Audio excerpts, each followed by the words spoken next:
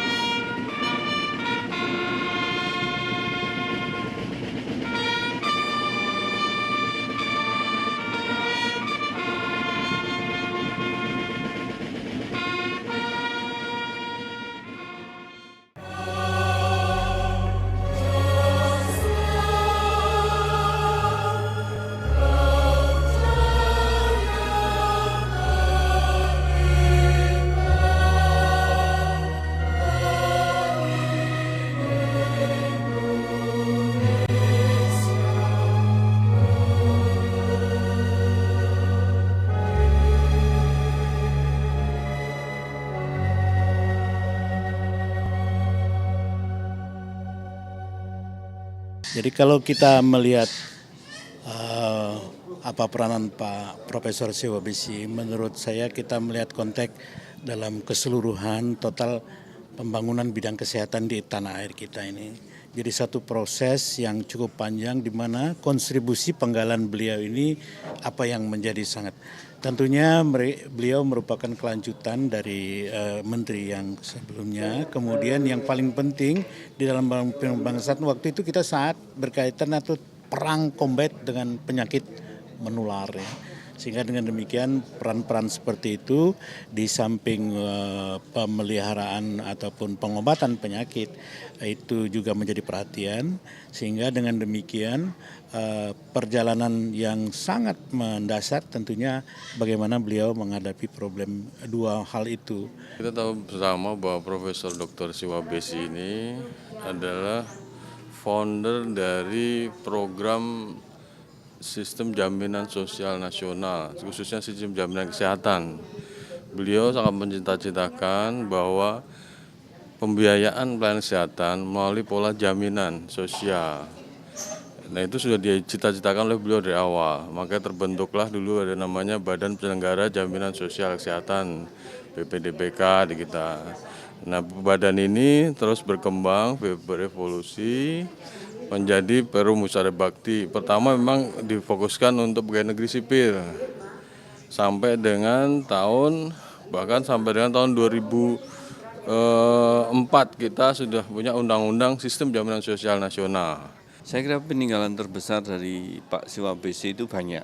Pertama adalah adanya Badan Tenaga Nuklir Nasional, yang dulu namanya Badan Tenaga Atom Nasional. Yaitu suatu lembaga yang bergerak di bidang penelitian pengembangan tenaga nuklir.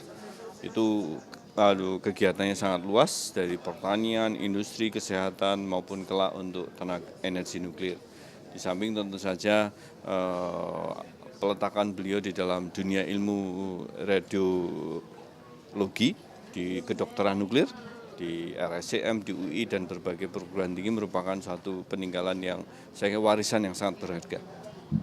Walaupun beliau itu juga waktu itu merangkap sebagai kepala tim kedokteran presiden, baik Presiden Soekarno maupun Presiden Soeharto, beliau tidak pernah menggunakan jabatan beliau sebagai kepala tim dokter presiden itu untuk ikut memperjuangkan energi nuklir. Jadi tidak pernah minta misalnya supaya anggarannya ditambah gitu. Karena beliau tahu batas-batas kewenangan beliau sebagai ketua tim dokter presiden dan juga sebagai dirjen Lembaga Tenaga Atom dan dirjen Badan Tenaga Atom Nasional. Itu berkesan sekali kepada saya. Jadi kita semua ini dalam rangka memperingati senior kita, orang tua kita, tokoh dari Maluku yang telah berperan besar berjasa untuk negara ini, untuk bangsa. Nah, jadi satu diantaranya adalah Profesor Siwa Besi dan beliau ini punya peninggalan warisan yang banyak hal. Satu hal yang menarik adalah puskesmas. Puskesmas itu adalah peninggalan yang sangat monumental dan itu satu peninggalan beliau. Bagi kami nama baik dari Profesor Siwa Besi yang luar biasa bagi kita semua masyarakat Maluku, terutama pemuda-pemuda kita bangga mempunyai seorang tokoh yang tidak hanya punya nama di di Indonesia tapi di dunia. Itu yang membuat kita semangat untuk mengikuti upacara ini dan kita bangga berada di sini. Ya, ini generasi muda kita sekarang, kita juga harus mengingat jasa-jasa pahlawan kita.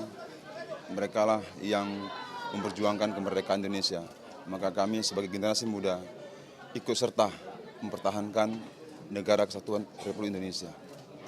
Kami sebagai generasi muda, generasi yang menurut kami adalah yang diwarisi oleh Pak Dr. Siwa Besi, sangat berharga jasa-jasanya beliau, sehingga kami sebagai generasi muda juga terpacu untuk bisa melakukan yang terbaik untuk bangsa dan negara khususnya, dan untuk masyarakat Maluku yang ada di Malukunya.